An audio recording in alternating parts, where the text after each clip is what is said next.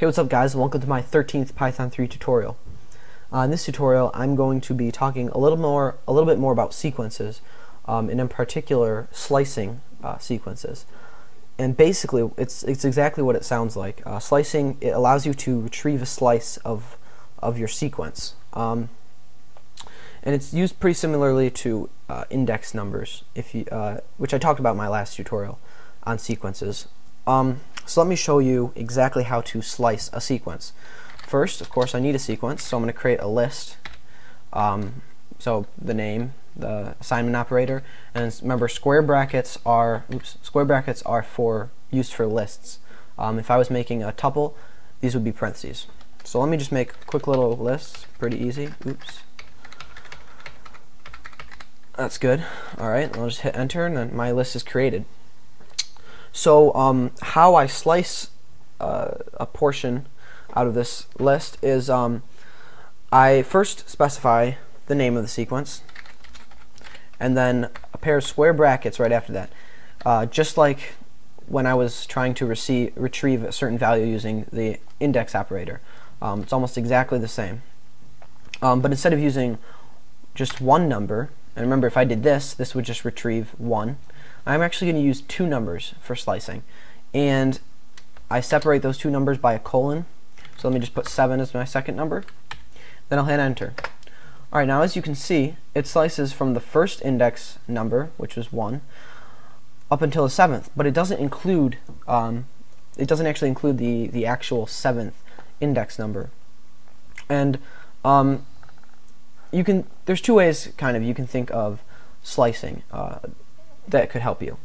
So the first is, so this first number is going to be whatever the index number is, that actual index number. And since the value 1 in my list has an index number of 1, it's going to include 1 in my list.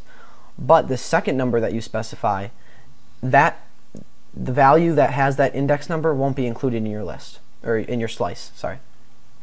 And now a second way you can think of this is if you take all the index numbers of all the values that you have and then shift them over one space to the left, just where the comma is.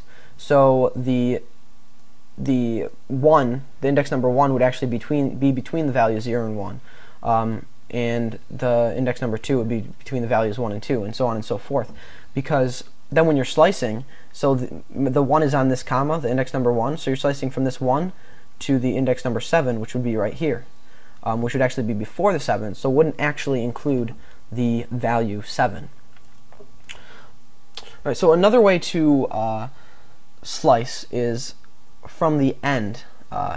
If you watched my last tutorial, you'll remember I talked about negative index numbers, which is the same thing. It's just if you have a really long list, you don't know what index number it is, but you want to get values that are closer to the end, you can use negative index numbers. And you can do the same thing with a slice.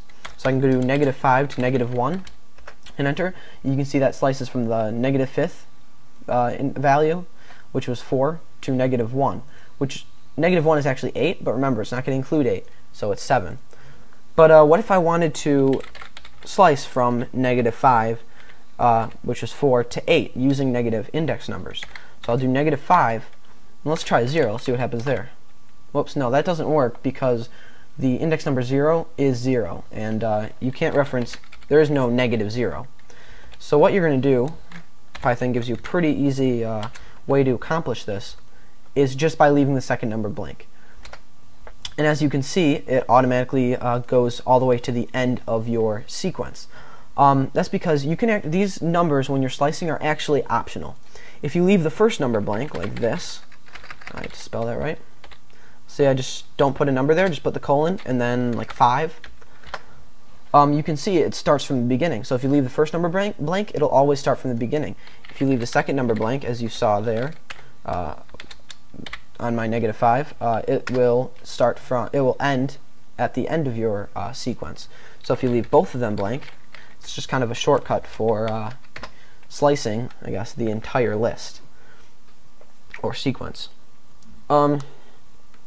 So now there is actually a third element I want to talk about in slicing, and that is called the step. And this is optional again. simply because I haven't included it yet. That should clue you in. And how you use this is, well, we'll get the two normal numbers up there. We'll do 9. And then you put in another colon, and then what you want the step to be. Now by default, the step is 1, and I'll tell you what that means in just a second. So you hit enter, and you see it slices. If I had just done this, 1, 9, that would have actually sliced everything. But now the step up here for this one is 2, which means it gives you the every second value. So it's not going to include 2, it's not going to include 4. It skips over those. Now the default value is 1, which means that the default step is 1, which means it includes everything. So I can do something like this. I'm not going to include either of the slicing numbers because I want to slice the entire list. But remember that colon, that first colon, is not optional, but the second one is. But since I'm slicing, I'm going to include the second colon. Then I enter. Now it's slicing every third number it's giving to you. Similarly, you can also slice. You can also slice from the end using negative steps, and so that just goes backwards. And then you can do, you know, -2, -3. And you can see it just slices from right to left using negative numbers. So that's it for this tutorial. Thank you for watching. I showed you again how to slice. Pretty simple. If you don't understand it, just go ahead and watch this tutorial again, or shoot me a comment or a message, and I'll respond to it as quickly as I can. But slicing is really very similar to using the index number to retrieve values. Instead, you have 2 index numbers, and you use the colon. And then again, there's steps, and you can use any number step you want, and that just kind of gives you that. It skips over certain values and only gives you the step that you specify. So again, thank you for watching, and I'll see you next time.